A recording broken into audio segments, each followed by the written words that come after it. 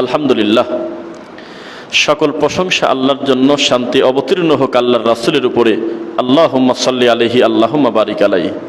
জুমার দিনে আল্লাহ সুবহানাহু ওয়া তাআলা সকল জরুরত থেকে মুক্ত রেখে দুনিয়ার সবচেয়ে ভালো জায়গা তার ঘরে আসার বসার সুযোগ দিয়েছেন, আলহামদুলিল্লাহ। নবী মুহাম্মদুর রাসূলুল্লাহ সাল্লাল্লাহু আলাইহি ওয়াসাল্লাম, তাকে আমরা আমাদের কলিজার থেকে বেশি ভালোবাসি, না হলে আমরা পূর্ণ ঈমানদার হতে পারবো না। এই নবী সাল্লাল্লাহু আলাইহি ওয়াসাল্লামের প্রতি শান্তি বর্ষিত হোক, আল্লাহুম্মা আমিন। আল্লাহুম্মা সাল্লি আলাইহি আল্লাহুম্মা বারিক আলাইহি। জুমার দিন এমন একটি গুরুত্বপূর্ণ সময়, যার নাম খুতবা।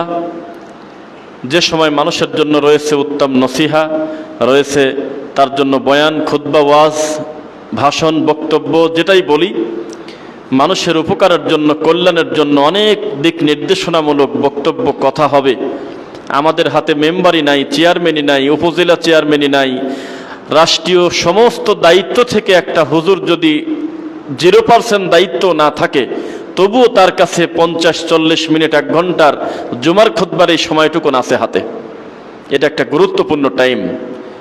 একটা গ্রামে 30টা আলেম আছে, একটা আলেম কেউ বিচারের মজলিসে ডাকে না, মনে করে যে মানুষের সাথে মানুষের মিলায় দেওয়ার কাম এই হুজুরের না। আবার যদি কোনো সালিশ বিচারে কোনো একটা জায়গায় ঝামেলা হয়েছে, এখানে একজন টুপিওয়ালা মানুষ, একটা আলেম যদি দাঁড়ায় থাকে, বাকি কয়েকজন লোক বলে তুমি এখানে দাঁড়া আছো কে কামে, তুমি নামাজ পড়ে দাও। তার মানে উনি এখানে দাঁড়াতে পারবে না। ওনাকে এমনভাবে আলাদা করে দেওয়া হয়েছে, সামাজিক কাজকর্ম কোনো হুজুর করতে পারবে না, মানবতার কল্যাণে কোনো হুজুর কাজ করতে পারবে না। নয় আজান দেবে, নয় নামাজ পড়বে, আর কোনো কাজ নেই। তো একটা হুজুর হলো সমাজের চোখে জোকার। এই লোকটার মানুষের মীমাংসা করে দিলে কি ফজিলতে জানে না, অথচ 2 জন ব্যক্তির সমস্যা সমাধান করলে বিচারের মাঠে আল্লাহর আরশের নিচে তার ছায়া হবে, সুবহানাল্লাহ। এই হাদিসটা তো হুজুর ভালো জানে সবচাইতে, অথচ এই হুজুর আমল করতে পারতেছে না। হুজুরের কোনো দাম নাই, হোক না অফিসিয়ালি দায়িত্ব নাই। একটা বিচার হচ্ছে, একটা সমস্যা হয়েছে, একজন ভালো মানুষকে ডেকে কাছে বসায় রাখেন, আশা করি একটা ইনসাফ ভিত্তিক একটা হিসাব আসবে ইনশাল্লাহ। এই ভালো মানুষদেরকে সাইড করে দেওয়া হয়, তুমি এ জায়গায় আইছো কেন হাদি সাহেব, মৌলানা সাহেব আপনি এখানে কেন আসলেন, আপনি চলে যান, এসব জায়গা আপনার কি কাজ। এসব জায়গা বলতে কি, তার মানে ওরা স্বীকার করতেছে এটা হলো নোংরাদের মাঠ, এটা হলো অসভ্যদের কাজ। সভ্য মানুষের কাজ মানুষের বিচার আচার করা না, মানুষের কল্যাণে কাজ করা না, এটা তাদের কাজ। তাছাড়া আহলে হাদিসদের পক্ষ থেকে কত কোটি টাকার ত্রাণ গিয়েছে সেটা আপনারা জানেন, ইতিহাস আমি বললাম না। এই সুনামগঞ্জে, নেত্রকোনায়, সিলেটে, বিভিন্ন জায়গায়, বন্যায়, উত্তরবঙ্গ সহ দেখেন নাই? একটা টাকার কোনো আলোচনা, মিডিয়া তো দূরের কথা, মূলধারার নাম নিয়ে যারা বড় বড় আল্লামা 1 মিনিটের জন্য পোস্ট দেয় নাই যে আলহামদুলিল্লাহ আল্লাহ আহলে হাদিসদের মাধ্যমে আমাদের এই 10 কোটি টাকার সম্পদ এই অভাবগ্রস্ত মানুষের, এই বন্যা কবলিত লোকের সামনে একটু উপকার হলো, অন্তত আলহামদুলিল্লাহ মুখ দিয়ে বলি, তারা বলল না। কোন নাস্তিক 2 বস্তা চাল নিয়ে গেছে, কোন বাটপার একটা নৌকায় করে 30 বস্তা গম নিয়ে গেছে, ওগুলো ফুটেজ করে 10-12টা সেলফি তুলে ওগুলো একেবারে পত্রিকার শিরোনাম হচ্ছে। এটা হলে এই জাতি আমরা। তো অনেক বিষয় আলোচনা করার চেষ্টা করব। আর একটা গুরুত্বপূর্ণ বিষয় বলি, আমার একটা আলোচনার আজকে একটা অংশ আমি রাখতে চেষ্টা করেছি, উগ্রবাদী কাকে বলে, এটা আমি একটু আলোচনা করব যদি আল্লাহ সুযোগ দেয় ইনশাআল্লাহ। একজন মানুষ আর একজন মানুষের উপর জবরদস্তি করছে, জবরদস্তি করে বলছে তুই যদি আমিন জোরে না বলিস তাহলে আমাদের এখানে আসিস না। এই কুকর্ম কেউ করে না, আমি এটা বলতেছি আর কি। একজন মানুষ আর একজন মানুষকে বলতেছে এই টুপিটা যদি তুই মাথায় না দিস তাহলে তোকে মসজিদে ঢুকতে দেব না। তাহলে বেয়াদবিটা একটা ব্যক্তি আরেকটা ব্যক্তির সাথে করছে, আরেকটা ব্যক্তি আল্লাহ এবং তার নবীর সাথে জবরদস্তি করছে। তাদের আইনের বাইরে সে তার মতামত প্রতিষ্ঠিত করতে গিয়ে তারটা প্রতিষ্ঠিত করতে চাচ্ছে, আল্লাহ এবং তার নবীরটা যেটা গেল। উগ্রবাদী বড়কে আল্লাহ এবং নবীর সাথে বাড়াবাড়ি করলো সে, না ব্যক্তির সাথে করলো সে? কিন্তু আমাদের সমাজে উল্টা দেখায়। আমাদের সমাজে যারা সুন্নাহর বিরুদ্ধে অবস্থান নেয়, আল্লাহর নবীর সুন্নাহকে যারা কটূক্তি করে, এদেরকে উগ্রবাদী বলা হয় না। উগ্রবাদী বলা হয় সমাজের ম্যাক্সিমাম লোক মিলাদ পড়ে, এই 10টা ছেলে কেন পড়ে না? অধিকাংশ লোক নাভির নিচে হাত বেঁধে নামাজ পড়ে, এই 5টা ছেলে কার রে? এরা কেন নাভির নিচে হাত বাঁধে না? এদের হাত উপরে গেল কেন? বোঝা গেল এরা হলো উগ্রবাদী। কারণ কচুরি পানার মতো তারা ভেসে যায় নাই, তারা নৌকার মতো স্রোতের বিপরীতে রওনা দিয়েছে। তাই এটা আমাদের সমাজের চিত্র। আমাদের সমাজে উগ্রবাদী জঙ্গি এটাকেই বলে, মানে বিশেষ করে একটা বিশেষ শ্রেণীকে এরা এরকম লকব লাগায়। প্রায় 93 জন দিন বোঝার পরে যুবকদেরকে মসজিদে আসতে নিষেধ করা হয়েছে। তাদেরকে 4টা শর্ত দেওয়া হয়েছে। মরা মানুষকে কেন্দ্র করে যে খাবার অনুষ্ঠান করা হয়, একবার যদি কোনো মুসলমান তোমাদেরকে দাওয়াত দেয়, তোমরা ইয়ারকি ঠাট্টা না করে তার বাড়িতে দাওয়াত গ্রহণ করেই মিলাদে যাবে, যদি পারো, না হলে মসজিদে আসো না। আমরা বাপদাদা থেকে আমরা যে আমল আখলাক গুলো নিয়মিত করে আসছি, আমাদের মাযহাব অনুযায়ী যদি ইবাদত বন্দেগী করো, মসজিদে আসো, না হলে এসো না। জায়গার নাম হলো পাবনা সুধানগর। তখন আমার সাথে দেখা করে বলল কি করা যায়। তাই বললাম যে আপনি ওদের সাথে একটু বসেন। তো বললো আমাদের বিচার হবে হলো শুক্রবারের দিন। তো বললাম এই বিচারের মজলিস থেকে রায় হওয়ার আগে আমাকে একটু ফোন দিয়ে একটা লাউড স্পিকার দিবেন, আমি 3 মিনিট কথা বলবো তাদের সাথে, সেটা মুফতি হোক আর মসজিদের সভাপতি হোক। তো সে পরিস্থিতি তাদের আর দেয়নি, তাদের কথাই বলতে দেয় না, যে না তোমাদের কোনো কথাই নেই, এক পক্ষ বিচার। তাদের মসজিদ থেকে বের করে দেওয়া হলো। পরবর্তীতে আমি বললাম যে একটা কাজ করেন, আপনারা কিছু ভাই এই সভাপতির বাড়িতে যান বা দায়িত্বশীলের কাছে গিয়ে একটা কথা বলেন যে আপনার কাছে একটা কথা বলতে আসছে, 50 সেকেন্ড আমাদের সময় দিবেন। কি সেটা হলো, আপনারা আমাদেরকে মুসলমান মনে করেন কিনা, বাস হ্যাঁ কিনা এটা বলে দেন, আমরা চলে যাব। যদি মুসলমান মনে করেন তো বলেন যে হ্যাঁ মনে করি, আর যদি অমুসলিম মনে করেন তা সেটাও বলেন।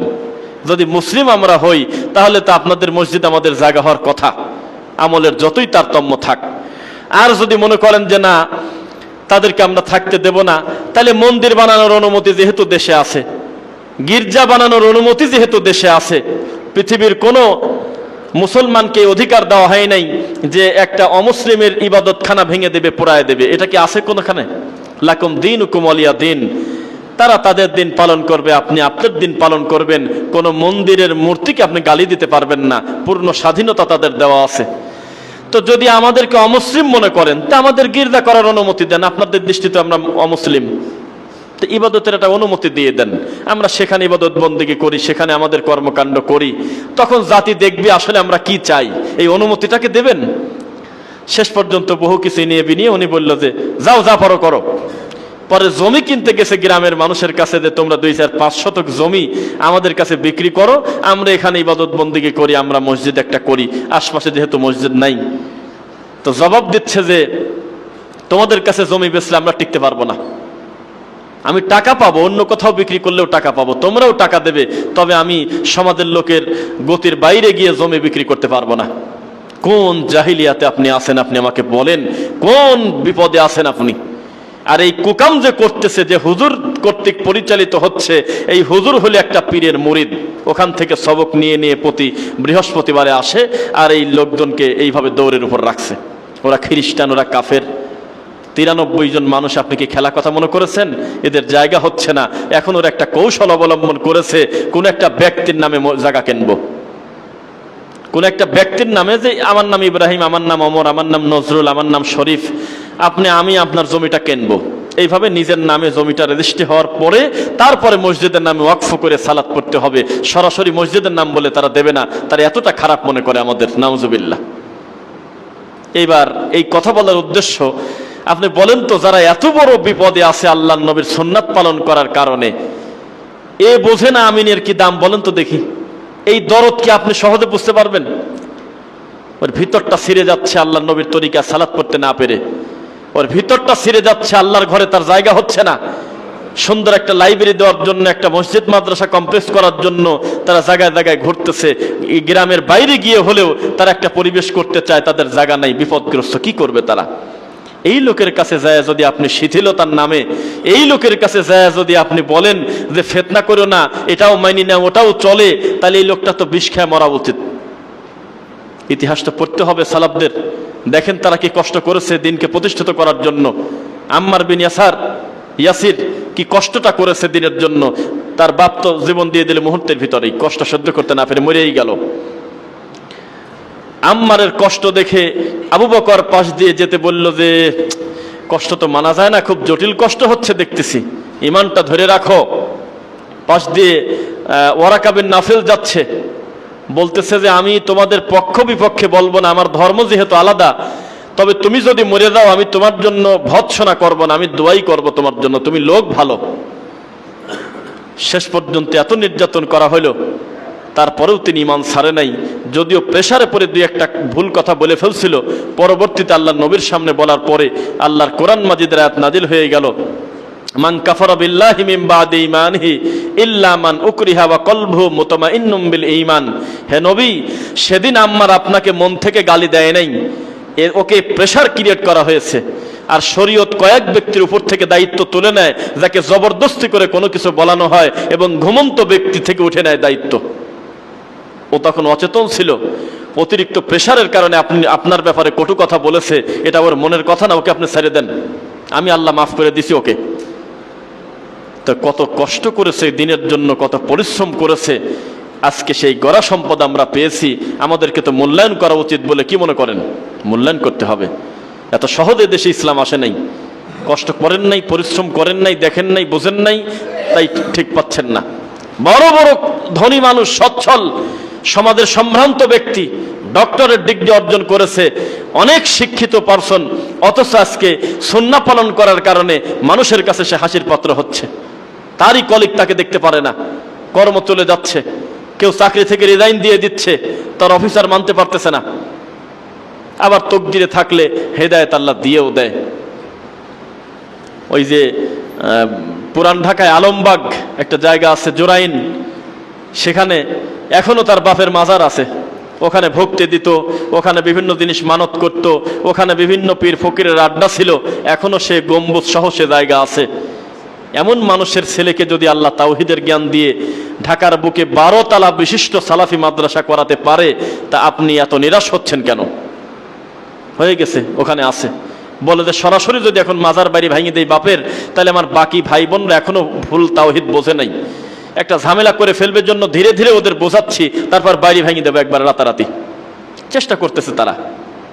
ওই মাদ্রাসা যখন কাজ শুরু করে 3 তলা 4 তলা পর্যন্ত, তখনও তারা এই তাহেরিদের সুন্নি সিস্টেম যে মাদ্রাসা, ওই ক্যাটাগরিতেই করবে বলে তার আশা। হঠাৎ করে তার আল্লাহ হেদায়েত দেবে, তার যিনি ম্যানেজার আছে, সেই ম্যানেজার হলো আমাদের সালাফি মানহাজের আলহামদুলিল্লাহ, এই পাশেই বাড়ি। সে জবরদস্তি করে নাই, সে শুধু আমল আখলাকটা আল্লাহ নবীর তরিকা করতো। তো এখন উনি মাঝে মধ্যে ডেকে বলতো, তুই এভাবে নামাজ পড়িস কেন রে? তোর হাত বাঁধা এরকম কেন? তোর নিয়ম কানুন কিছু ওরকম লাগে, ব্যাপারটা কি? উনি কোনো জবাব দেয় না, চুপ থাকে। যে দেখা যাক শেষ পর্যন্ত আল্লাহ সুবহানাহু ওয়া তাআলার ইচ্ছায়, ভুল ধরতে গিয়ে আল্লাহ তাআলার ইচ্ছায় তিনি নিজেই হেদায়েত পেয়ে গেছেন। বাংলাদেশের স্বনামধন্য 3 জন দায়ী, doctor Abu Bakar Mohammad Zakaria, doctor Saifullah Madani, doctor Manzullahi হাফিজাহুমুল্লাহ, তাদের নেতৃত্বে একটা গুরুত্বপূর্ণ প্ল্যাটফর্ম সেখানে হয়েছে। তো নিরাশ হওয়ার তো কিছু নাই, নিজের সম্পদকে মূল্যায়ন করতে শেখেন। আজকে ওদের মতো কর্মকাণ্ড করবেন না যারা বলে যে সৌদি আরবের কাছে আমাদের আর কোনো আশা ভরসা নাই, আমাদের যত আশা ভরসা এখন খালি ইরানের দিকে, ইরাকের দিকে। এরকম অসভ্যদের দৃষ্টিতে তাকায় নিজের দিনটাকে কোরবানি করে দিয়েন না। আমার 1 মাসও হয় নাই মক্কা মদিনা থেকে আসা, আল্লাহ তোমার ঘরে দাঁড়ায় বলতেছি, আল্লাহর ঘরে 27 বছর মুয়াজ্জিনি করে, আল্লাহর ঘরে 27 বছর মসজিদ পরিষ্কার করে, আল্লাহর ঘরের খাদেম জেদ্দাতে দেখলাম পাকিস্তানি 3 জন, এখনো পর্যন্ত দিন বোঝা তো দূরের কথা, পারলে ওই ইমামেক ধরে মারে। এত আক্রোশ, পীর ছাড়ে নাই, তরিকা ছাড়ে নাই, মাযহাব ছাড়ে নাই। সেখানে গিয়ে এমন কর্মকাণ্ড, তাদের সালাত শেষ করার সাথে সাথে তারা তাদের ভাষায়, হিন্দিতে, উর্দুতে এই দেশের সমালোচনা, এই ইমামদের গালিগালাজ করে, বলে যে এরা কবে যে হাম্বলি মাযহাবটা ছাড়বে, এইভাবে বলতেছে। তো হেদায়েত আল্লাহর পক্ষ থেকে আসে। আউযু বিল্লাহি মিনাশ শাইতানির রাজিম ওয়া কুলিল হাক্কু মির রাব্বিকুম। হে নবী, আপনি বলে দেন হক আসে আমার আল্লাহর পক্ষ থেকে। ফামান শাআ ফালইউমিন, তোমাদের যদি মনে চায় তো মেনে নাও, ওয়ামান শাআ ফালইয়াকফুর, মনে না চাইলে প্রত্যাখ্যান করো, কুফরি করো, আমি আল্লাহর কিছুই আসে যায় না। আজকে জাতি বোঝে না উগ্রবাদী কাকে বলে। উগ্রবাদী তারা যারা আল্লাহর নবীর পদ্ধতি মানে না, তারা হলো উগ্রবাদী, তারাই হলো সন্ত্রাস, তথ্য সন্ত্রাস। যারা যারা মিডিয়াতে বসে বসে আল্লাহর নবীর সুন্নাতের বিরুদ্ধে অবস্থান নেয়, জাতিকে বিভ্রান্ত করে, তারা তথ্য সন্ত্রাসী। অথচ আজকে উল্টা হয়ে গেছে নীতি। সমাজ এরকমই চলবে, যেহেতু কিয়ামত কোনো না কোনো একদিন তো হবে, নাকি? একদিন তো হবে। ওই যে মনে পড়ে গেল ডক্টর খন্দকার আব্দুল্লাহ জাহাঙ্গীর রহিমাহুল্লাহর কথা। ওনাকে প্রশ্ন করছে এক ছাত্র যে এ দেশে সব তো শেষ হয়ে গেল, ইসলামের কিছু নাই, মানুষ এটা করে সেটা করে, আপনারা জিহাদের অনুমতিও দেন না, আমরা কোথায় যাব? তখন উনি বলল, যে দেশের 98 জন আল্লাহর কোরআন পড়তে পারে না, কোরআন বুঝতে পারে না, সূরা ফাতিহার অর্থ জানে না, সেই দেশে এর চাইতে ভালো ইসলাম যে চায় তার কি পাবনা জায়গা হবে না কোথায় হবে? উনি বলছিল কথা। ইসলাম বলতে কি বোঝেন আপনি? 10টা লোককে যদি বলি হাত তুলে সূরা ফাতিহাটা বিশুদ্ধ করে পড়েন তো দেখি, জবান বন্ধ হয়ে হাত প্যারালাইজ হয়ে যাবে। অথচ আপনি বলতেছেন সংসদে ঢুকে যাবো কাল সকালে। সস্তা কথা? ইসলাম কি ঠাট্টা করার জিনিস? বেদাতিরা আমাদের কোরআন তেলাওয়াত আপনি মস্করা করে না, দেখেন তো কয়েকদিন আগেও করতেছে। মানে আপনি মনে করতেছেন এটা কঠিন কাজ? আল্লাহর কসম 2 মাস সময় দেন হাফিজিয়া মাদ্রাসার একটা টিচারের কাছে, 2 মাস একটু গুরুত্ব দিয়ে 2 বেলা একটু সময় দিয়ে পড়েন, ইনশাল্লাহ আশা করতেছি হয়তো কারীদের মতো আপনি পড়ে যেতে পারবেন না, তবে মদ, মাখরাস, ওয়াজিব, গুন্না, ইকফা, তারপরে নিয়ম কানুন, কোথায় কি নিয়ম আছে স্বাভাবিকভাবে আশা করতেছি সুন্দর করে পড়তে পারবেন। তো এটা কোনটাকে গুরুত্ব দিচ্ছেন আমরা তো বুঝতে পারতেছি না। আমাদের এমন অকারণে তারা গালি দিতেছে, আমাদের অসুবিধা নেই, হাজারো হাজারো গালি দিচ্ছে, ওগুলোর বিষয়ে আমাদের কথা নাই, কিন্তু আমাদের কোনো ভুল পেয়ে যেন তারা গালি না দেয়, আমাদের যেন কোনো ভুল না থাকে। আল্লাহ তৌফিক দিক, আল্লাহুম্মা আমিন। কোরআন পড়তে জানেন না, হাদিস পড়তে জানেন না, বিদ্যা অর্জন করতে চান না, তাহলে আপনি আর যাবেন কার কাছে? একজন কে জানি এক বক্তা বলতেছে যে আগে ওয়াজ নসিহত করলে মানুষের অন্তরের ভিতর ঢুকে যেত, এখন ওয়াজ করলে ক্যামেরার মধ্যে ঢুকে যাচ্ছে, এখন ওয়াজ করলে মোবাইলে চলে যায়। মানে আপনি যদি মোবাইল অন করেন আল্লাহর নবীর হাজার হাজার হাদিস পাবেন, শত শত বড় বড় বড় বড় বিদ্বানের বক্তব্য পাবেন, অস্বীকার করবেন? কিন্তু বেশি বিদ্যা শোনার কারণে পরিস্থিতি এমন হয়ে গেছে, পরীক্ষার টেনশনে বই নিয়ে বসার সময় পাচ্ছেন না। এত গুরুত্বপূর্ণ ওয়াজ শোনেন, এই জন্য আল্লাহর নবীর 2টা হাদিস আলাদা করে মুখস্থ করার টাইম নেই, কোরআন মাজিদটা শুদ্ধ করে তেলাওয়াত করার সময় আমাদের হাতে নেই। এটা নিজেদের সমালোচনা করলাম আজকে, এটা উচিত না। মানুষকে হাসানোর সুযোগ দিবেন না। আহলে হাদিস একটা সস্তা কথা না। সারা পৃথিবী ধুয়ে মুছে সাফ হয়ে যাবে, ইমাম বুখারী ধুয়ে মুছে সাফ হবে না। সারা পৃথিবীর গাছপালা ধ্বংস হয়ে যাবে, ইমাম ইবনু তাইমিয়া মরবে না। সারা পৃথিবী ধ্বংস হয়ে যাবে, নাসিরউদ্দিন আলবানী রাহিমাহুল্লাহকে মানুষ তার কলিজায় মনে রাখবে।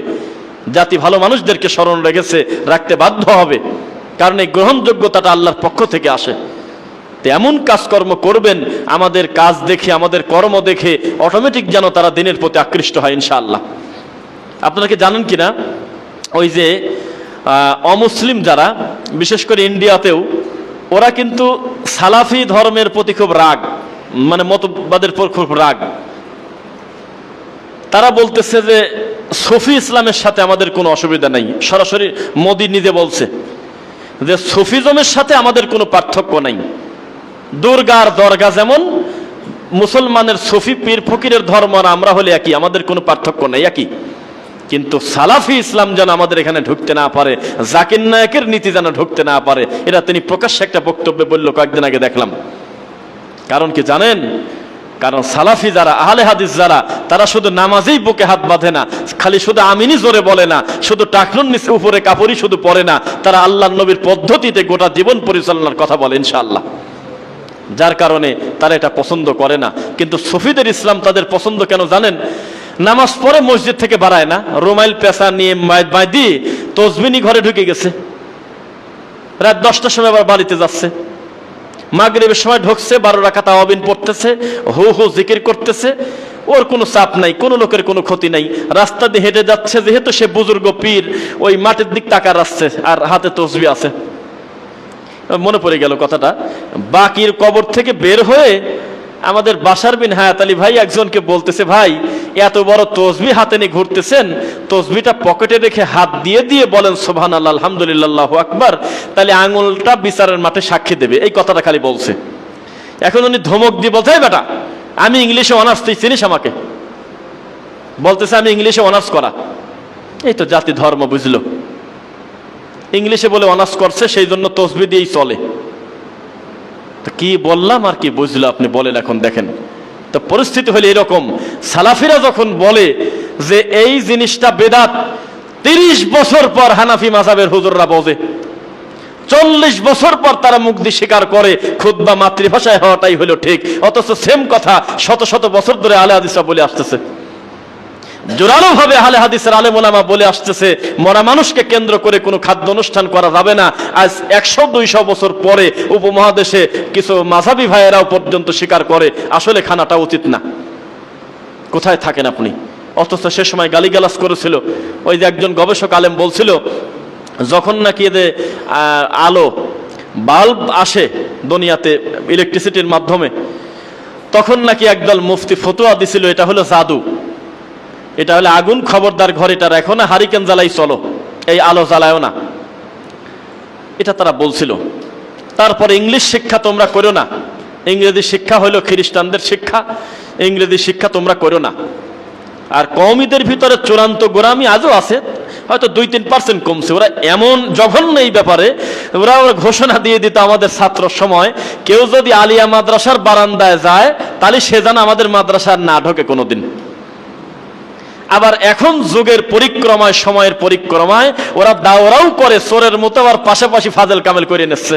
সত্য তারা অস্বীকার করতে পারবেন না, করে নিচ্ছে, ডবল এমএ করতেছে তারা। তার মানে তারা বুঝতেছে যে আসলে এই গোরামি করে তো লাভ নাই। ইসলাম যে ব্যাপারে কঠোরতা করে নাই, শরীয়ত যে ব্যাপারে ছাড় দিয়েছে, এটা তো ইবাদতের কিছু না, জাগতিক শিক্ষা, এটা অর্জন করবে, অসুবিধার কি আছে। এখন তারা একটু একটু একটু একটু বোঝে। অথচ তার আগে এমন গোরামি করেছে, যদি দেখেছে একটা ছেলে শার্ট গায়ে দিয়ে রাস্তায় গেছে, তাহলে তার মাদ্রাসায় ঢোকা যাচ্ছে না, ও বলে বাতিল, খারাপ।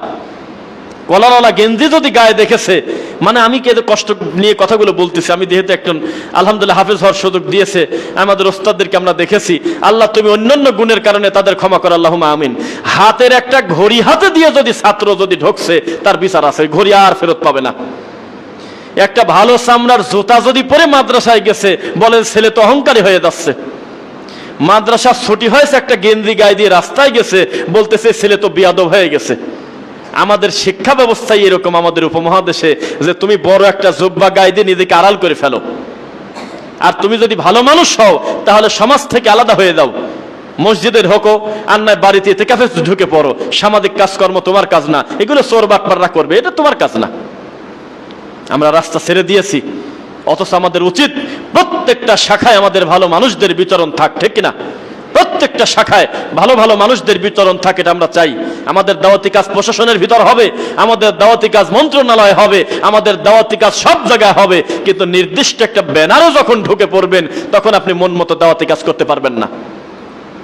কথা কি বোঝা গেল? নবী সাল্লাল্লাহু আলাইহি ওয়াসাল্লাম আমাদেরকে দাওয়াত দিয়েছেন ইসলামের, আমাদেরকে দাওয়াত দিয়েছেন কোরআন এবং সহিহ হাদিসের। কোনো ধরনের যদি কোনো প্রয়োজনীয় থাকতো ওদের মাযহাবের অথবা কোনো তরিকার, তাহলে আল্লাহ নবী সাল্লাল্লাহু আলাইহি ওয়াসাল্লাম মৃত্যুর পূর্বে বলে যেতেন যে শুধু কোরআন হাদিস মানলে চলবে না, আমি মরার পরে তোমরা নির্দিষ্ট এক একজন সাহাবীকে ধরে ধরে মেনে নিও, তা বলে নাই। তিনি বলেছে আমি মারা যাওয়ার পরে কিয়ামত পর্যন্ত দুইটা জিনিসে চলবে, কোরআন এবং সহিহ হাদিস, এর বাইরে আর কিছুই নেই, এই দুইটা জিনিসে তোমরা মানো। নবী কিন্তু সহিহ হাদিস বলেন, আমি একটু বাড়ায় বললাম কথাটা। নবী কিন্তু বলছে খালি হাদিস, খালি সুন্নাহ। সরিষার তেল শুধু সরিষার তেলে ছিল, হঠাৎ করে কিভাবে যেন খাঁটি হয়ে গেছে। শুধু মধু বললে আগে চিন্তা যে আমি মধু খাচ্ছি, কিন্তু এখন খাঁটি ঢুকান লাগতেছে লেখায়, খাঁটি ছাড়া হচ্ছে না। ওই যে যারা বিএসটিআর দায়িত্বশীল, আরো ভোক্তা অধিদপ্তর মনে পড়লো না কি, আরো যাই হোক আছে যারা, এরা দেখাচ্ছে বাঙালি জাত এ সোনার চাইতে সিটিগুলোর দাম বেশি এর কাছে। জিলাপিত রং না দিলে কিনতেছে না। এক পাশে হলো স্বাভাবিক চিনির যে কালার, তেলের যে কালার হুবহু সেইভাবে তোলা, আর বাম পাশে হলো বড় করে ডিশে লাল টকটকে নোংরা খারাপ রং দিয়ে, কেমিক্যাল দিয়ে এই পাশে করছে। এখন ওই পরীক্ষা করার জন্য দুইজন ইউটিউবার গেছে, যে দেখি কোনটা আগে বিক্রি হয় ইফতারের আগে। 42 কেজি যখন ফুরে গেছে, তখন এই সাদাটা বিক্রি হয়েছে 4.5 কেজি। ইচ্ছা করে বিষ খেতে চায় জাতি।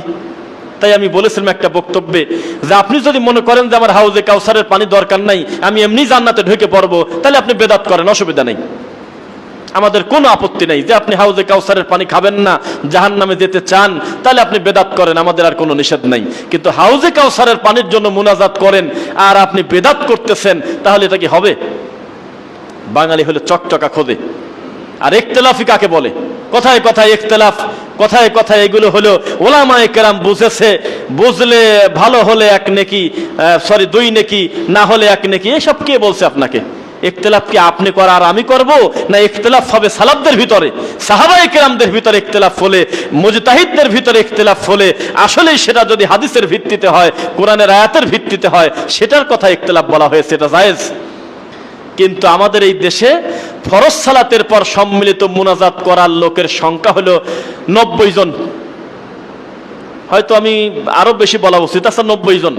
আর 10 জনের দৃষ্টিতে ফরজ সালাতের পর মুনাজাত করা নবীর হাদিস দ্বারা এটা চলে না। অসংখ্য হাদিস হত্যাকারী, অসংখ্য নবীর সুন্নাতি দোয়ার হত্যাকারী হলো নামাজের পরে মুনাজাত করে যারা, তারা।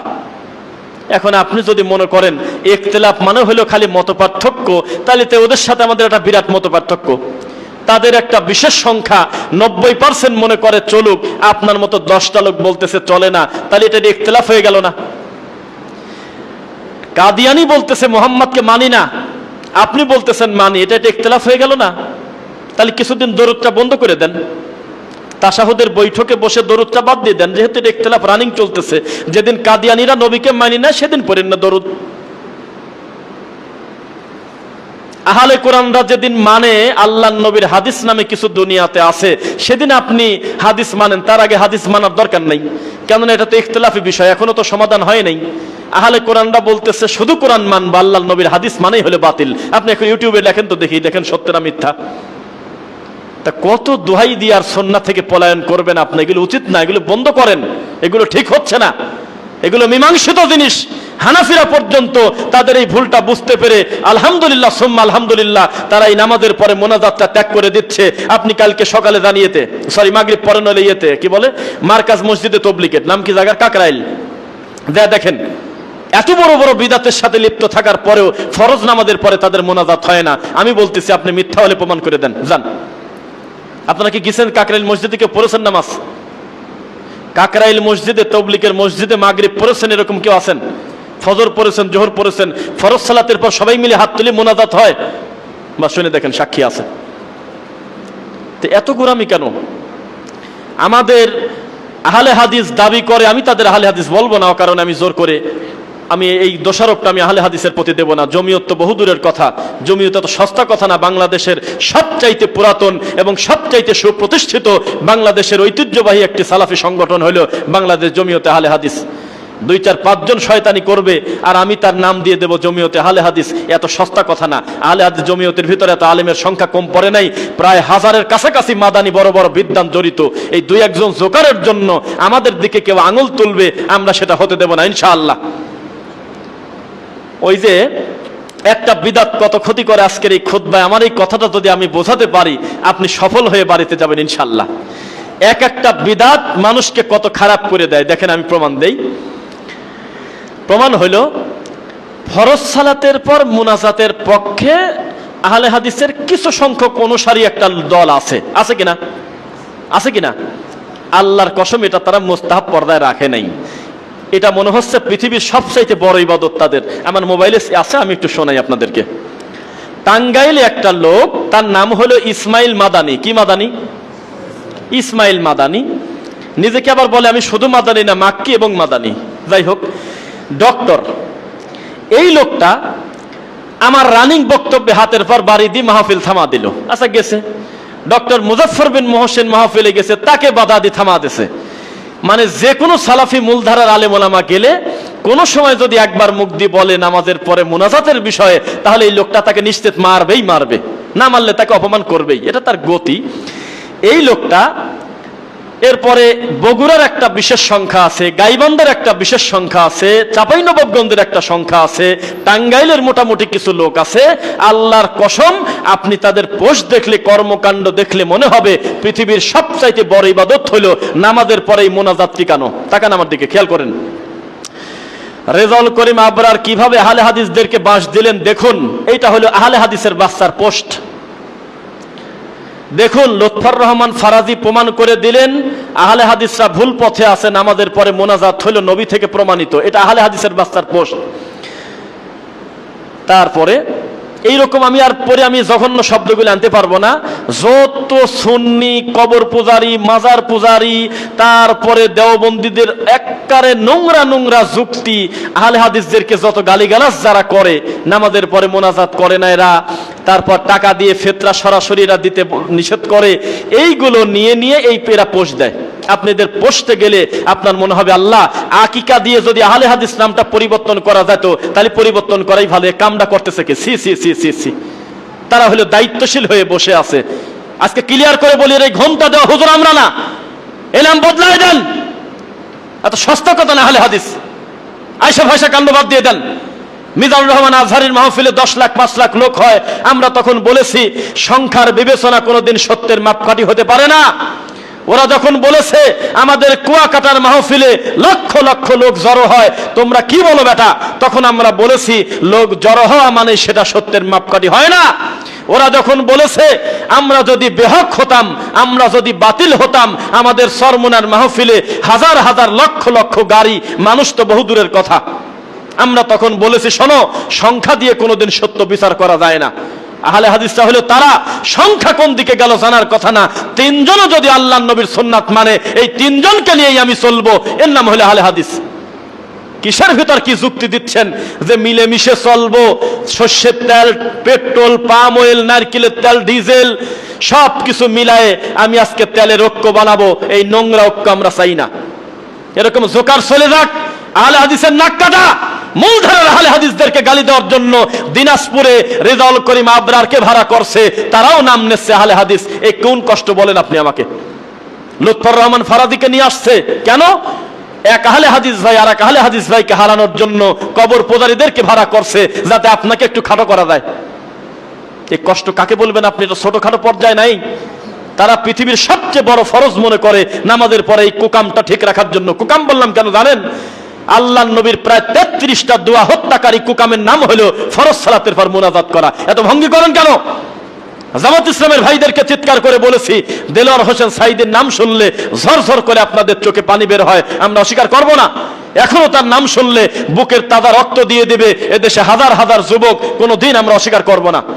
অথচ লোকটা আজকের থেকে 30 বছর আগে মুখ দিয়ে বলেছিল নামাজ, এই নামাজ আমাদের অনেকেরই হয় না, এই নামাজটা যদি শুদ্ধ করতে চান নাসির উদ্দিন আলবানির সালাতুর রাসূলটা আপনারা পড়বেন। কোনোদিন তো মুখ দিয়ে বলতে দেখলাম না জামাতের হুজুরদের। বিষয়টা কি? এত ভঙ্গি কেন? সাইদি সাহেবকে প্রশ্ন করেছে একটা মহিলা, তার নাম হলো কি জানো, ফাতেমা নামে একটা মেয়ে, মহিলা প্যান্ডেল থেকে প্রশ্ন করলো তাকে, সম্ভবত চট্টগ্রামের একটা বড় মাহফিলে, যে নামাজের পরে আমাদের দেশের যে মোনাজাতটা চালু আছে এটা নাকি চলে না। তখন উনি বলছিল, জীবন আপনি ঠিকই বুঝেছেন, আসলে এই পদ্ধতিতে আল্লাহর নবী থেকে কোনো হাদিস তো দূরের কথা, সাহাবায়ে কেরাম থেকেও কোনো আমল নেই। কার নাম নিবেন আপনি? দাওবন্দির একটা বিশেষ অংশ বড় বড় আলেম, তারা দুই একেবারে নিজের হাত দিয়ে লিখে গেছে, এটা অবশ্যই একটা নিকৃষ্ট বিদআত, এটা উচিত না। নবীর সুন্নাতি দোয়াগুলো বসে বসে পড়তে হবে। দেওবন্দির এখনো বেশ কিছু মাথা ছাড়া দেওয়া বড় বড় আলেম খোলা মাঠে এসে স্বীকার করতেছে নামাজের পরে কি করা লাগে, সালাম ফেরানোর পরে। এইটা যদি আমি আপনাদেরকে আজকে বলি, আপনারা তো আমাদেরকে আহলে হাদিস বানা দিবেন না। আর আপনি আহলে হাদিস নাম নিয়ে আপনি ভঙ্গি করেন নাকি? হ্যাঁ, ভঙ্গি করেন? বাপ দাদা সম্পত্তি পাইছেন নাকি? যে বাপ বুকে হাত বাঁধছে আমিও বাঁধলাম, তাহলে তো আমার কাম নাই তো আর। সুদ খাচ্ছে ঠিক আছে, আমি তো জোরেই বলি, সমস্যা কি নাকি? এত সস্তা কথা পেয়েছেন নাকি? বুকের তাজা রক্ত ঢেলে দিয়েছে দিনের জন্য। বেলাল তার চেহারার কারণে মর্যাদা পায় নাই, বংশের কারণে সম্মান পায় নাই, আল্লাহর নবীকে মেনে নেওয়ার কারণে সম্মান পেয়েছে। কার সাথে কি বলেন? আমি জানি আমাদের ভিতরে কিছু ঠান্ডা হুজুরদের দৃষ্টিতে আমাদের এই তরুণ দায়ীদের অনেকেই তারা খুব আপত্তি মনে করে যে এইগুলো ফিতনা করে, এইগুলো একটু নমনীয় হতে হয়। তুমি যে নমনীয় শুরু করলে, তো কয়দিন পরে আমরা রফিকুল ইসলাম বিন সাইদ, ব্রাদার রাহুল, এই সমস্ত লোক যেদিন নরম হয়ে যাব, তাহলে আহলে হাদিস সেদিন বেঁচে খায়ও। এরার নামটাম নিও না, কিছুই থাকবে না সেদিন। যে ভঙ্গি শুরু করলে তোমরা, ওরা লজ্জায় মুখ খোলে না নামাজের পরে মুনাজাতের কথা তারা ঠিক পাইছে, এটা একটা বিদআত। আর এখন আমাদের এই বগুড়ার, টাঙ্গাইলের বেশ কিছু লোক আছে, এগুলো পুষে রাখতে চাচ্ছে, প্রয়োজনে আপনাকে মারবে। আহলে হাদিসের জেলা সেক্রেটারি একটা সংগঠনের এই লোক ইয়েতে বলতেছে, সাক্ষী দিবেন ভাই, আপনারা সাক্ষী আছেন, বলতেছে যে খুতবায় বলতেছে নামাজের পরে যারা দোয়া করে না তাদের বের করে দেন, বের করে দেন তাদেরকে। কি বলছে নাকি? এদিক তাকান, আমার দিক তাকাচ্ছেন কেন? বলছে তারা। এবং তারা বলতেছে যারা হলো দোয়া নামাজের পরে নাই বলে তারা হলো ইহুদির দালাল, ঠিক কিনা বলেন? এ কথা পর্যন্ত তাদের মুখ দিয়ে আসে। তারা মুসলমানই মনে করে না। আপনি চট করে বলে দিলেন এটা ইখতিলাফি বিষয়, ছোটখাটো ব্যাপার। এটা কি ছোটখাটো তারা রাখছে? আমরা এই মসজিদে নামাজের পরে মোনাজাত করি না, কিন্তু কোনোদিন আমরা লাঠি হাতে করে ওই পাশের হানাফি একটা মসজিদে যায় 3 মিনিটের জন্য বলি নাই এ কে রে, এই বেদাত কে করে? জীবনেও আমরা যাবো না, এই কাম আমার না। বেটা তুমি জাহান্নামে গেলে, আমি জান্নাতে গেলে, আমি জাহান্নামে গেলে তোমারই কি আর আমারই কি? আমরা খালি দাওয়াত দেবো, ভাই মানা না মানা তো তোমার কাম, জবরদস্তি তো নাই। কিন্তু তুমি ওখান থেকে একটা ফতোয়া ডেলিভারি দিলে যে এই মসজিদে যারা নামাজ পড়ে তারা হলো ইহুদির দালাল। কেন? কয় যে নামাজের পর যেহেতু দোয়া করে না, আমি ছাড়িয়ে দেবো তোমাকে নাকি? তা চলতেছে এগুলো। খুব দুঃখ থেকে কথাটা বললাম, কারণ খালি সুবহানাল্লাহ বলে এত ফজিলত হয়, আর রুমাইল মুড়ি দেওয়া আহলে হাদিস তো আমি না। আসলে এইভাবে গাউসাপটি মানুষ পূজা করে, দেওবন্দীদের মতো আকাবির পূজা করে আমি তো চলতে পারবো না। যা আছে তাই বলতে হবে। অথচ অনেকেই চক্ষু লজ্জায় হোক, সম্মানের দিকে তাকায় হোক, জবানে তালা মেরে এই সত্যটা স্বীকার করে না, মুখ বুজে বসে থাকে। বহু আগে থেকে দেখেছি রানিং বক্তব্য বন্ধ করে দিচ্ছে, লজ্জা শেষ। বলতেছে যে 1 ঘন্টা 18 মিনিট বক্তব্য দিচ্ছেন, 43টা প্রশ্ন উত্তর দিচ্ছেন, আমরা সবাই খুশি, গাইবান্ধা সব খুশি, কিন্তু না এই যে 5টা মিনিটের জন্য একটু মোনাজাত মারি দিলে কি এমন হয়তো? আমাকে বলতেছে জালসা শেষে, বলতেছে একটু মোনাজাতটা করলে কি এমন ক্ষতি হয়? বলতে বলতে দেখি ওদের কিছু লোক এসে আমাদের গাড়ির পরে অ্যাটাক করলো, আমরা গাড়ি জোরে টান দিয়ে চলে আসলাম পলায়ে। এই তো গত বছরের ওয়াজ, দেখেন না আপনি কানা? আপনি বলতেছেন যে এগুলো ছোটখাটো ব্যাপার, ওদের কাছে পৃথিবীর শ্রেষ্ঠ ইবাদত হলো নামাজের পরে এই কাজটা ঠিক রাখা। এক একটা বিদাত মানুষের কত ক্ষতি করে। আমাদের একজন নাম বলবো না, একজন বড় বিদ্বান, সব ব্যাপারে আহলে হাদিসদের সাথে আলহামদুলিল্লাহ আমাদের থেকে করা, কিন্তু টাকা দিয়ে ফিতরা দেওয়ার জন্য এমন ভাবে উঠে পড়ে লাগছে, এইটা বৈধ করার জন্য প্রতি বছর রমজান মাসে একটা বিরাট ঝামেলা হয়ে যায়। অথচ উনি যদি মুখ দিয়ে বলতো যে আচ্ছা যদি আমার দৃষ্টিতে টাকা দিয়ে ফিতরা দেওয়া চলেও, এটা পাবলিকলি বলবো আমি কেন? এটা আমি একাই টাকা দিয়ে দেই, আমি কেন ঝামেলা করতে যাব? কারণ টাকা দিয়ে দেওয়ার ব্যাপারে আল্লাহ নবী বলে নাই, তিনি তোআম খাদ্যের ব্যাপারে বলছে। সালাফদের থেকে খাদ্য দিয়ে পৃথিবীর 99% উপরে সালাফি আলেমগণ সবাই স্বীকার করেছে খাদ্য দ্রব্য দিয়েই ফিতরা আদায় করতে হবে। তাহলে আমি টাকা দিয়ে দেব কেন? করবে না। ওই একটা বিষয় বুঝেছে, ওইটা নিয়েই তিনি কবরে যাবে। আল্লাহ না করুক সে আবার বেঁচে থাকতে একটা দলও তো তৈরি হতে পারে। এভাবেই এক একটা বিদাত মানুষের বড় বড় ক্ষতি ডেকে আনে। আপনি জর্দা খেলে তাতে আমার কি? অথচ আল্লাহর নবী বলতেছে ফাইন্নাহা উম্মুল খাবাইস, ও জর্দা খায় নাই, শুধু সমস্ত পাপের মা খায়ছে। আপনি সিগারেট খেলে তাতে আমার কি? অথচ আল্লাহর নবী বলছে ফাইন্নাহা উম্মুল খাবাইস, ও শুধু সিগারেট খায় নাই, সমস্ত পাপের মা খায়ছে। কেননা নেশাদার দ্রব্য যখন একটা মানুষ রানিং করবে, তার বড় বড় পাপের রাস্তা খুলে যাবে। কোনদিন কোন মানুষ সরাসরি মদে হাত দেয় নাই, আগে বিড়ি দিয়ে শুরু করছে। সরাসরি কেউ হিরোইন শুরু করে নাই, আগে সিগারেট দিয়ে রানিং করছে, আগে জর্দা দিয়ে শুরু করছে। বড় বড় পাপের রাস্তা খুলে দেয়। তা আপনি যে ছোটখাটো বলে একটা বিদাতকে সমর্থন করতে চাচ্ছেন, একটা বিদাতই তো বড় বড় শিরকের রাস্তা খুলে দিতে পারে, পারে কিনা? কোন দিন আমরা এমন বিপদে পড়ি নাই। ইব্রাহিম আলাইহিস সালাম এবং তার স্ত্রী যে বিপদে পড়ছিল একজন নবী হয়ে, ওই বিপদে কিন্তু আপনি আজকে নাই। যে আল্লাহকে মানার কারণে ধরে নিয়ে গেছে বাদশা, তুমি এগুলো কেন করো? যেদিক তাকাই সবাই হলো লাত মানা তুজ্জাতকে মানে, যেদিক তাকাই তোমার বাপ পর্যন্ত মূর্তি পূজা করে, আর তুমি বলতেছো যে আল্লাহ ছাড়া কারোর মাথা নত করবো না। তুমি আবার কে? বংশতে ধরে নিয়ে গেছে, নেয়নি? তার যদি ইসলাম চলে, আর এমন কোন মসজিদ নাই বাংলাদেশে আলহামদুলিল্লাহ, প্রায় exception is always exception, exceptional is not exam. দুই একটা ব্যতিক্রম আছে আমার জানা নাই, তবে অধিকাংশ মসজিদে অন্তত আল্লাহর নবীর পদ্ধতিতে সালাত আদায় করার অন্তত 2টা হলেও মুসল্লি আছে। নাই এমন কোন মহল্লা নাই, গ্রাম নাই, যেই গ্রামে আপনি ছাড়াও আরো 5 জন দিন বোঝা মানুষ নাই। আলহামদুলিল্লাহ। এত ভয় পাচ্ছেন কেন? সত্যটা বলে দেন জাতির সামনে, খোলাসা করে দেন। সংখ্যা দিয়ে আমার কোনো কাজ নাই, কিছু কচুরিপানা বের হয়ে যাক। নিজের ছেলেকে যে ইনসাফ করে বিচার করে, আগামীবার সে চেয়ারম্যান হতে পারে, এটা ব্যাপার আছে। লোকজন বলবে যে হ্যাঁ, পরিষদে প্রকাশ্যে নিজের ছেলেকে পর্যন্ত ছাড়ে নাই, চুরির দায়ে পিটিয়ে ছেড়ে দিয়েছে। আর আপনার মামা শ্বশুরের ছেলের, খালুর, দুলাবার, নাতির, বেটার বোর, মেয়ের, দোস্তের বাড়ির কাছে বাড়ি, আর আপনি বললেন যে ধামাচাপা দিয়ে একটা চোরকে ঢেকে দিলেন ক্ষমতার বলে, তাহলে আর জীবনে মেম্বারের আশা করেন না।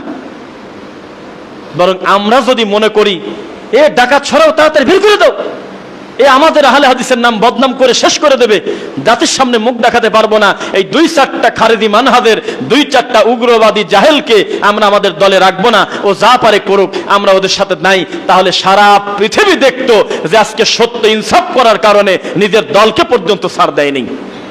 জুকারতে আমি কি করব?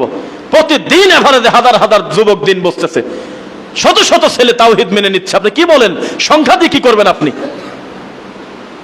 হয়তো সংগঠন কেন্দ্রিক যেগুলো আছে সেগুলো হয়তো লিস্টেড বা আমাদের হয়তো দৃশ্যমান দেখা যায়, কিন্তু সংগঠনের বাইরে বা কোরআন হাদিস মানতে চায়, অন্তর থেকে আহলে হাদিসদেরকে ভালোবাসে, এদের সংখ্যা কত বেশি তার হিসাবই নেই। বিশ্ববিদ্যালয়ে চলে যান, বড় বড় শিক্ষিত মানুষের ভিতরে চলে যান, তাদের কাছে আর আমিনটা অপরিচিত নাই, তাদের কাছে শিরিক শব্দ অপরিচিত নাই, বিদআত শব্দ অপরিচিত নাই, তাদের সামনে এগুলো সব স্পষ্ট হয়ে গেছে। আল্লাহর নবীর পদ্ধতি তারাও মানতে চায়, আলহামদুলিল্লাহ পড়ি। দক্ষ থেকে বললাম একটু সতর্ক হন। আমি গত পরশুদিন না কবে গেছি ভাই, পরশুদিন আমরা গেছি হলো কামারপাড়া বামনার টেক, এরকম একটা নাম আছে, নাম শুনছেন নাকি? সুমনের টেক এরকম নাম পাশে। তো ওরা আমাকে বেশ কিছুদিন আগে বলছে যে একটা কথা, আপনি এই ধরনের কাজ যেহেতু করেন, সবাইকে দিয়ে সপ্তাহ হয় না, আপনি আমাদের এখানে একটা প্রতিষ্ঠান কিভাবে করবেন জানি না, তবে আমরা একটা জায়গার পরিবেশ করে দিতে পারি, ভাড়া দিতে হবে একটু কমে যদিও, কিন্তু স্পেসটা ভালো। কারণ এই তুরাগের ভিতরে আমাদের সালাফি মানহাজের প্রতিষ্ঠান নাই বললে ভুল হবে না, কামারপাড়া নাই, একটু আসেন। তখন আমি গেছি, যায় সেরে ওদেরকে নিয়ে আমি বসলাম, বললাম যে আচ্ছা এর সাথে মূল দায়িত্বশীল কারা, আমি কাদের কারণে এখানে আসবো। তো এদের চেক করলাম যে এদের ভিতরে মানহাজ চোর আছে কিনা। এ গরু চোর আছে, খারাপ কথা বুঝছেন। এরা যে কি করে, কয়ে যে সভাপতি তো আমার আহলে হাদিসের আছেই, একটা হানাফির সেক্রেটারি দিলে কি এমন হবে নি, এটা আমরা মিল করে চলি। কয়দিন পর দেখা গেল মসজিদই হাতছাড়া হয়ে গেছে। ফেনী, নোয়াখালী, পাবনার একটা বড় মসজিদ, ওই রকম গাওসাফিনের কারণে গেছে, মসজিদ নিয়ে চলে গেছে। পরে সেক্রেটারি আবার কি কাম করছে, কয়েকদিন পথ একটা পালামি আহলে হাদিসের গোষ্ঠী ঠিক করতেছি দ্বারা, ও আবার কিছু লোক দল বল গোছে এমন একটা কাম করছে, লাস্টে সভাপতি মেন্টাল হয়ে গেছে, এখন আর তার দাম নাই, মসজিদটা দখল বেদখল। ডক্টর ইমাম হোসেন, আমরা অনেকেই আমরা ওখানে যাই, ফেনীতে চোখের পানি আসে, আল্লাহ রে কয়দিন আগে দেখে গেলাম কি, আর এরা ঢুকে কামটা করলো কি, আমার সাথে আমিন কয়, আমার সাথেই বুকে হাত বাঁধতেছে। ওরে বাবা, তাবিজের ব্যাপারে আরো বেশি কঠোর, বিষ খাবি তাও মিলাদ খাবে না। এই সব লোক আমাদের ভিতরে ডুব দিয়ে মানহাজ চুরি করে, লুকোচুরি করে আল্লাহর ঘরটা পর্যন্ত এই খারেজিদের হাতে তুলে দিয়েছে, আদনানের গ্রুপের কাছে দিয়ে দিয়েছে। এই যে ব্যাপার, তো কথা বলতে বলতে আমি একটু চেক করতেছি, দেখি এদের মানহাজটা কিরকম, তাহলে আমি দায়িত্ব নিয়ে নেব, দেখা যাক কি হয়। হঠাৎ করে একটা হুজুর চলে আসলো, নাম বলবো না, তাকে খাটো করবো না, এমন কোনো পরিচিতও কেউ না দে তার মানের হানি করব। একটা হুজুর এসে বলতেছে যে ভালো আছেন? হ্যাঁ ঠিক আছে আলহামদুলিল্লাহ, বসেন। কথা বলতে বলতে বলতেছে, যাই হোক এখানে ভালো প্রতিষ্ঠান হবে এটা আমরা মন থেকে চাই, আমরা সবাইকে নিয়ে যেহেতু চলবো, আমাদের ভাইদেরকে ওখানে আমরা যাব, হ্যাঁ এটা তো বলছে না, মাজাবি ভাইদের কাছে যাব, ওদেরকে একটু দায়িত্বশীল করে বিভিন্ন কিছু বলে দেখতেছি যে কেমন কেমন জানি করে। তাই বললাম যে জি, এটা এক ধরনের জাতিসংঘ গঠন করার মতো, জাতে বেদাতে সংঘ। মুসলমান মারি শেষ করে, কোনো কথা নাই, কোন এক নাস্তিক মরছে, কাউকে তো মারার পক্ষে আমরা না, বা কোনো একটা বিচ্ছিন্ন ঘটনা ঘটছে অমুসলিমের, দেখা গেল যে ও একেবারে পরিস্থিতি এমন করে ফেলছে যে মুসলমান মানেই সন্ত্রাস, নাউজুবিল্লাহ। তা আমরা এই জাতে বেদাতে সংঘ করব না, আমরা ঘোষণা দিয়ে প্রচার করব এই প্রতিষ্ঠানটা হলো সালাফি মানহাজের প্রতিষ্ঠান, তুমি জেনে বুঝে যদি মেনে নিতে পারো আল্লাহর নবীর তরিকা ঢোকো, না হলে আমি তোমাকে বাধ্য করব না, ভাই তুমি আমার সাথে এখানে জরুরি না। এটা ভালো নাম। বলতেছে যে আমাদের এক আহলে হাদিসের একজন আলেমকে গালি দিচ্ছে ভিডিওতে, বলতেছে হে বেটা তোরা মসজিদের নাম আহলে হাদিস দিস, এটা বলতেছে। তা আমি বললাম যে নাম দেওয়াই তো ভালো, না দিয়ে যদি চলে আলহামদুলিল্লাহ, বাইতুল মামুর দেন, বাইতুল আকসা দেন, ব্যক্তির নামে দেন, জায়েজ আছে, অসুবিধা নাই। তবে যারা নাম দেশে খুব একটা সহজে নামটা দেয় নেই, তোমাদের নামের সাথে সম্পর্ক না। একটা বেদাতি গ্রামের ভিতর একটা সোনের ঘরে কোনো নামই দরকার নেই, খালি লেখেন যে আল্লাহর ঘর মসজিদ, এই নামে একটা মসজিদ করেন, করে আল্লাহর নবীর পদ্ধতিতে ইবাদত করেন, আশপাশে যত মুফতি আছে, যত বেদাতি হুজুর আছে আপনাকে টিকতে দেবে না, ঘরটাই ভেঙে দেবে। নামটা বড় কথা না। এটা এমনি তারা মজা করে বলে, শয়তানি করে, হ্যাঁ তোমরা আহলে হাদিস নাম দাও, নাম দেশে আরো ভালো হয়েছে। আগেই তারা ঘোষণা দিয়ে দেছে যে আমরা খয়রাত খাই না, আমরা বেদাত করি না, আমরা শিরক করি না, আমরা তোমাদের মতো কুকাম করি না। ও ভাই, আমরা একটা আলাদা একটা রাজ্য গঠন করছি, যেই রাজ্যে আল্লাহ এবং তার নবীর পদ্ধতির বাইরে আমরা চলি না। আমরা একটা ঘোষণা দিলাম, তুমি যদি মেনে নিতে পারো এই মেশিনে ঢোকো, না পারলে তোমার ব্যাপার, আমি তোমাকে বাধ্য করবো না, তোমাকে বেরও করবো না। আর যে কিছুই নাম দেয় নাই, বুঝতেই দেয় না যে আসলে সে কি, এটা তারা এক ধরনের অস্পষ্টতাই। তো কিছু কিছু বিষয় আছে, নাম দেওয়াটার ভিতর একটা ব্যাপার আছে। সংসদে যদি আহলে হাদিস নামটা কয়েকবার উচ্চারণ হয়, খারাপের কি আছে, হোক। আহলে হাদিস নাম শব্দ মুখে নিয়ে বেদাতিরা গালি দিচ্ছে, দিক, আপনার সমস্যা কি আছে? নামটা তো মুখে নিল, নাম নিয়ে নিয়ে গালিগালাজ করতেছে, করুক। মানুষ একটু বুঝুক, কেন এরা আবার কারা, এরা এত খারাপ দেখি। আহলে হাদিস শব্দটা ইউটিউবে লিখে দেখি এরা কারা। যেই লিখবে, আমি আশা করতেছি মরা পর্যন্ত যদি ওয়াজ শুনতে চায়, এদের ওয়াজ ছাড়া কারোর ওয়াজ আর তার ভালো লাগার কথা না। যত জীবন ঘনিষ্ঠ প্রশ্ন উত্তর পর্ব, ভালো ভালো বিষয় ভিত্তিক আমলিয়াত, ওয়াজ, নসিহত সবই আহলে হাদিসের দখলে, আলহামদুলিল্লাহ। বেদাতি প্রশ্ন উত্তর পর্ব করতে পারে না। আমাদের সালাফি মানহাজের দায়ীগণ 1.5 ঘন্টা ওয়াজও করে, আবার 50টা প্রশ্নের উত্তর দেয়, দেয় কিনা? আর ওদের কাছে আপনি 5টা প্রশ্ন দেন একটা পীরের কাছে, রেগে গালাগালি করে অস্থির করে দেবে আপনাকে। এই কে রে বেয়াদব, এই কাগজটা দেশে কে? উত্তর তো সন্তুষ্টজনক আপনি পাবেনই না, বরং আপনাকে প্রেশার দেবে তারা। মানুষ ঠিক পেয়ে গেছে। এই জন্য পিস টিভি বলেন, মূলধারার এনটিভি সহ বিভিন্ন চ্যানেলে আলহামদুলিল্লাহ আমাদের সালাফি মানহাজের আলেমগণ, ডক্টর রেজাউল করিম মাদানী জমিয়ত আলাইসের একজন ভালো দায়িত্বশীল, উনি আছে হলো নাগরিক টিভি, আরো জি টিভি, বেশ কিছু টেলিভিশনে আছে। আমরা চাই যে এদের মাধ্যমে আল্লাহ সুবহানাহু ওয়া তাআলা আরো বেশি দাওয়াত নিক, বলেন আল্লাহুম্মা আমিন। ওই দেওবন্দে ডাকি না, কাজ হবে না, রানিং লাইভের প্রশ্ন উত্তর দিতেও পারে না, ওই জবান বন্ধ করে বসে থাকবেন, আর ন্যায়ও না। যেখানেই প্রশ্ন উত্তর পর্ব দরকার, আহলে হাদিসের আলেমদেরকেই নিয়ে যাচ্ছে, পড়ি আলহামদুলিল্লাহ। আমার খুতবার মূল কথা, যে কথাগুলো বললাম একটু শক্ত করে, খবরদার সংখ্যা বাড়ানোর জন্য নিজের ইবাদতকে, নিজের আকীদা মানহাজকে জলাঞ্জলি দিবেন না, পারবেন ইনশাআল্লাহ? সংখ্যা বাড়ানোর দায়িত্ব আমার না। ওমা ইউমিনু আকসারুহুম বিল্লাহি ইল্লা ওয়া হুম মুশরিকুন, বরং তারা অধিকাংশ মানুষ লা ইলাহা ইল্লাল্লাহ পড়ে, তারপরেও তারা মুশরিক, পড়ি নাউযু বিল্লাহ। জুমার খুতবার প্রথম পর্ব শেষ করছি। বারাকাল্লাহু লানা ওয়া লাকুম ফিল কুরআনিল আযীম।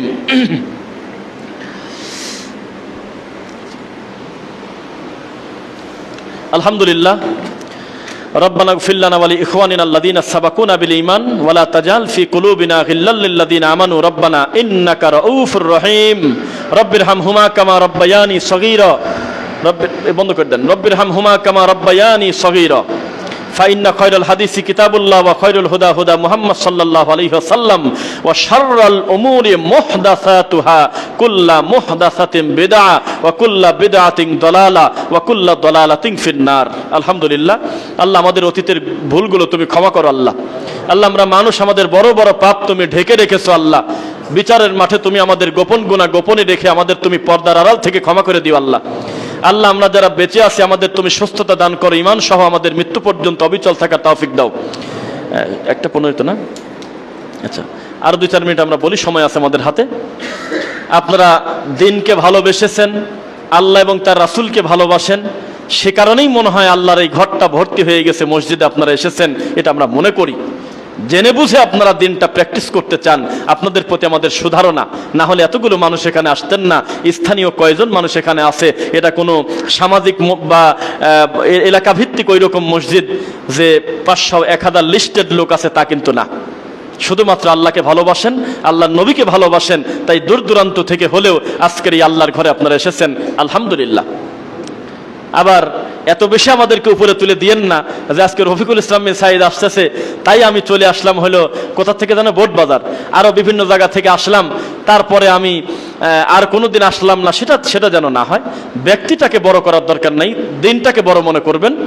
আপনি চোখ বন্ধ করে যে কোনো আহলে হাদিস মসজিদেও যদি চলে যান, আমরা আশা করতেছি আপনি জুমার খুতবায় ইনশাল্লাহ কিছু কিছু শিখতে পারবেন ইনশাল্লাহ।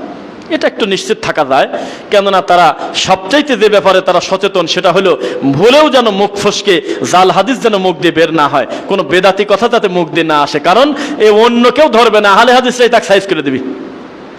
আমাদের বড় বড় মূলধারার আহলে হাদিসরা একটা মানহাজে ভুল করে ফেলছে, আকীদায় ভুল করছে, হয়ে গেছে মনে করেন, এ দেখবেন যে আহলে হাদিসরাই লাল কালি দিয়ে তার পিছনে লেগে গেছে। এটা খারাপ না, জবাবদিহিতা থাকা ভালো। যেই প্রাইমারি স্কুলে হেডমাস্টার নাই, ওই প্রাইমারি স্কুলে শিক্ষক আর ছাত্র মিশে গেছে, যে দিদিন আসবে না। দায়িত্বশীল যে জিজ্ঞাসা করে দেখেন, যেই কলেজে প্রিন্সিপাল অনুপস্থিত থাকে 3 দিন, ওই 3 দিনে ছাত্র শিক্ষক একসাথে বসে বিড়ি খাচ্ছে। এটা লেখা দেখলাম তো তাই বললাম, কোন প্রতিষ্ঠান সেটা না, ব্যতিক্রম থাকতে পারে। তো এই জন্য দায়িত্বশীল থাকতে হবে, জবাবদিহিতা থাকতে হবে। পৃথিবীর আর কোনো মানহাজে এত জবাবদিহিতা নাই। আশরাফ আলী থানভী তাবিজ বেঁচে গেছে 100 বছর আগে, আজকে 2023 সাল, খালি লিখতে বাংলা হাদিস, আল্লাহর নবীর হাজার হাজার হাদিস 10টা টাকা খরচ করলে মোবাইলের ভিতর চলে আসতেছে। কি তাও লাগে না, টাকাও লাগে না ওয়াইফাই থাকলে। আজকের এই দিনে এখন এই থানভীকে নিয়েই পড়ে আছে, এর নাম হলো ব্যক্তি পূজা। থানভী যেহেতু বলে গেছে, এ শিয়ালের লেজটা কাটে রে, কুকুরের লিঙ্গ কাট, তারপরে পেশার চোখ তোল, ঘোড়ার পায়খানার রস চোখে দে, এটা বলছে। তো দেখেন বই বাইর করেন আপনি, বেহেশতে যে ওর এত বড় জঘন্য কথা লেখে লেখে তাবিজ লিখে গেছে, আর বাকিগুলি মুখ দিয়ে উচ্চারণ করলাম না, আমি লজ্জা পাচ্ছি। বাপদাদার বয়সী লোক আছেন এখানে, এত খারাপ খারাপ কুকাম লিখে গেছে। এখন এই একটা দেওবন্দি মুখ দিয়ে জীবনে বলবে না যে থানভীর অন্য বিষয় যাই থাক, এত বড় কুকাম তার করা উচিত হয় নাই, এই বইটা তোরার ছাপাস না রে, খবরদার। এই যে মানুষ ঠিক পায় না, ওই নিয়েই পড়ে আছে। সারাদিন আহলে হাদিসদের গালি দেয়, সরমুনার ড্যান্স দেওয়ার ব্যাপারে একটা কথাও তারা মুখ দিয়ে বলে না, কোনোদিন বলে না। নাম বলতেছি জায়েজ আছে তাই। এই যে রেজাউল করিম আবরার ভাই, দেখেন এই লোকটার কত ব্রেন, কত উল্টা দিক থেকে যে সফল, কত বইয়ের নাম জানে, কত পড়াশোনা করছে, কিন্তু সরমুনার ড্যান্স দেওয়া সম্পর্কে তার বক্তব্য নাই, 10 সেকেন্ডও নাই। খালি আহলে হাদিসদেরকে গালি দিচ্ছে, একে ধরো ওকে ধরো, গালি দিচ্ছে সারাদিন। কি বুঝলেন বলেন? তার মানে পড়াশোনা করে না, এই অপবাদ আমরা দেব না। পড়াশোনাটা পীর কেন্দ্রিক হয়ে গেছে, ব্যক্তি কেন্দ্রিক হয়ে গেছে। খুব কষ্ট করে তারা। আলাউদ্দিন জিহাদি আটপাশের একটা হুজুর, আপনি তার বক্তব্য শুনে দেখেন, তার কত জ্ঞান, কত বইয়ের রেফারেন্স দেয় বেচারা। 1000 বছর আগে কর বই, অনেকে মাথা নাকাচ্ছেন, 1000 বছর আগে কর বই, এ মনে হয় যে তার গোটা বইটাই মুখস্থ লোকটার, এত জ্ঞান। অথচ সে আটপাশের খাট পূজার বিরুদ্ধে কথা কয় না, আটপাশের পীরের এই কাটে সেজদা দেওয়ার ব্যাপারে কথা বলে না। এটা নিয়ম, কারণ এগুলো হলো ব্যক্তিকেন্দ্রিক মুফতি, ব্যক্তিকেন্দ্রিক হুজুর। ইল্লা আহলুল হাদিস, একমাত্র আহলে হাদিস হলো তারা যারা আমাকে এত ভালোবাসে। আমি রফিকুল ইসলাম তাদের কলিজার টুকরা দিনের জন্য বলতেছি, আমিও যদি আজকে জুমার খুতবা দিতে দিতে একটা জাল হাদিস বলি, এ 15 দিন ভরে রেশ যাবে না। এই দেখো পণ্ডিতি করে কি কামটা করলো। আমাদের আহলে হাদিসরাই যুবকরা উঠে পড়ে লাগিয়ে যাবেনি, এটা ভালো, জবাবদিহিতা আছে, পৃথিবীর আর কোথাও নাই। তাছাড়া একটা মানুষ জিকির করতেছে, আর এক মানুষ তার কাঁধের উপর দিয়ে লাফ দিয়ে চলে যাচ্ছে, এই দৃশ্য কোনো হিন্দু দেখলে তার মুসলমান হওয়ার সম্ভাবনা থাকলে, মুসলমান তো হবেই না, পারলে খ্রিস্টান হয়ে যাবে। এরপরেও কোনো দেওবন্দি হুজুর জীবনে বলে না এত বড় অসভ্যকে আমরা পুষে রাখবো না, তাড়াতাড়ি এই কুকাম সম্পর্কে মুখ খোল, বলে না, কেউ বলবে না কোনো দিন। কারণ এটা হলো ব্যক্তি পূজা, আকাবির পূজা, কঠিন। আপনারা তো মনে করতেছেন দেওয়ানবাগি মরে গেছে, কে বলছে মরে গেছে? এটা একটা নাম মাত্র, যুগে যুগে দেওয়ানবাগি থাকবে। সরমনাই ওর থেকে বড় দেওয়ানবাগি, উজানি ওর থেকে বড় দেওয়ানবাগি, যাকে আল্লাহ পর্যন্ত বলছে তার মুরিদ কোনো দিন প্রতিবাদ করে নাই, বলছে আল্লাহু আকবার, আল্লাহু আকবার, আল্লাহু আকবার, এ বাবা এটা মারেফতের খেলা, এ কথা বলছে। কোনদিন দেখলাম না আমাদের দেশের শাইখুল হাদিসরা এই কথা বলছে 10 সেকেন্ডের জন্য, হুজুর তওবাটা করে নেন, হুজুর কি কামটা করলেন, হুজুর আপনি আল্লাহ দাবি করে ফেললেন, কেউ বলবে না। এর নাম হলো ব্যক্তি পূজা। খবরদার, আমাকে মূল্যায়ন করতে গিয়ে, ব্যক্তিকে বড় করতে গিয়ে দিনকে জলাঞ্জলি দিবেন না, খবরদারি কাজ করবেন না। নাসিরউদ্দিন আলবানী যদি বলতে পারে যে আমার কিছু কিছু গবেষণায় ভুল ছিল, পরবর্তীতে আমি আবার চূড়ান্ত সংশোধন করলাম, তা আমি মানুষ, আমার ভুল হবে না? কে বলেছে আপনাকে? অগণিত ভুল হবে, আমি মানুষ, আমার ভুল হবে, কিন্তু ভুলটার প্রতিই যদি আমি পড়ে থাকি, আমি যদি জাতিকে নিয়েই যদি এভাবে আমি চলতে থাকি, তাহলে নিজেও গোমরা, যাদেরকে বলতেছে তারাও গোমরা। কথাগুলো আজকের খুতবায় খুব শক্ত করে বললাম, নাকি বলেন? কথাগুলো খুব কঠিন হলেও আমার মনে হয় এর ভিতরে কিছু অ্যান্টিবায়োটিক আছে। যদি মেনে নিতে পারেন, আশা করতেছি ক্রিটিসাইজ ইউর অন সেলফ, অন্তত নিজের ব্যাপারে নিজে আত্মসমালোচনা করাটা উচিত। সারা জীবন তো তাদের ভুল ধরলামই। ভুল ধরলাম মানে কি? আমাদের এমনও বক্তব্য আছে আপনি নিজেই শুনে ভয় পাবেন, আল্লাহ বেদাতিরা ভাইকে এখনো ধরে মারে নাই। আপনি খুঁজে দেখেন আমার বক্তব্যগুলো, সেই লোক আমি আমাদের সমালোচনা করতেছি। আজকে ব্যথা কতটা পাইছি বলেন? এই যে এত রমজান মাস চলে গেল, আপনি চাইলে কোরআন মাজিদটা শুদ্ধ করতে পারতেন, চাইলে আপনি 20টা সূরা মুখস্থ করতে পারতেন। কবে বাপদাদা থেকে খালি ফালাক নাস মুখস্থ করে রাখছেন, আর 3 নাম্বার সূরা কোনোদিন একটু খুলে দেখলেন না, অথচ আপনি নাম নিচ্ছেন আহলে হাদিস। সূরা ফাতিহা পড়তে জানতেছেন না, আল্লাহ নবীর পদ্ধতিটা বোঝেন না, একটা লোকেরা প্রশ্ন করলে জবাব দেওয়ার মতো জ্ঞান আপনার নাই, অথচ আপনি আমাদের আহলে হাদিসের ভিতরে নাম নিয়ে আপনি আর হাসির পাত্র করে দিচ্ছেন মূলধারার লোকদের। এটা কি হলো? অলরেডি বেদাতিরা পর্যন্ত বলছে, নাম বলেন না, যে আহলে হাদিসের মাঠে ছাড়া আমাদের মাঠে আপনারা ওয়াজ কোরআন হাদিস শোনার জন্য আসেন না। কোরআন আর হাদিস যদি শুনতে চান তাহলে আহলে হাদিসের মাঠে চলে যান। কি বলছে নাকি কথা বলছে? তারা জানে যে আমরা পাগলামি করতেছি, ঠিক আছে, কিন্তু আসলে কোরআন হাদিস দিয়ে যদি কেউ বক্তব্য দেয় তারা হলো আহলে হাদিসের আলেম ওলামা।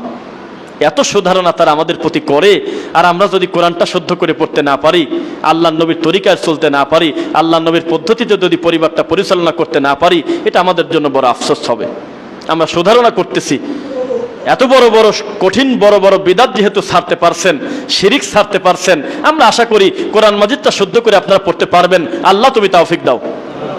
এই মসজিদে যে মুসল্লিগুলো এসেছে, আল্লাহ কোরআন মাজিদ একদম শুদ্ধ